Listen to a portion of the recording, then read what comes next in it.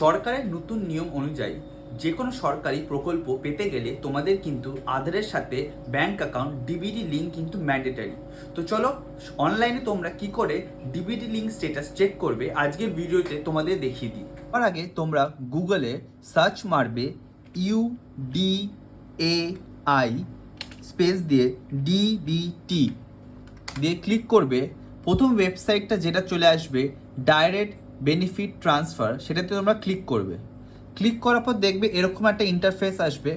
প্রথম অপশান যেটা আছে মাই আধারে ক্লিক করলে দেখবে একটা অপশান আছে ব্যাংক সিডিং স্ট্যাটাস, সেটাতে ক্লিক করবে।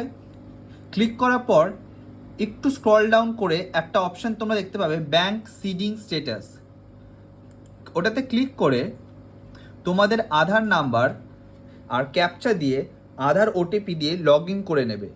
লগ ইন করার পর তোমরা দেখবে তোমাদের আধার পোর্টালটা খুলে গেছে। একটু স্ক্রল ডাউন করে অপশন দেখতে পাবে ব্যাংক সিডিং স্ট্যাটাস, সেটাতে ক্লিক করার পর দেখবে তোমরা দেখতে পাবে এখানে লেখা থাকবে congratulation your Aadhaar bank mapping has been done. তোমাদের আধার নাম্বার থাকবে, কোন ব্যাংকের সাথে লিঙ্ক করা থাকবে এবং কবে লিঙ্ক করেছো সেটাও কিন্তু দেওয়া থাকবে।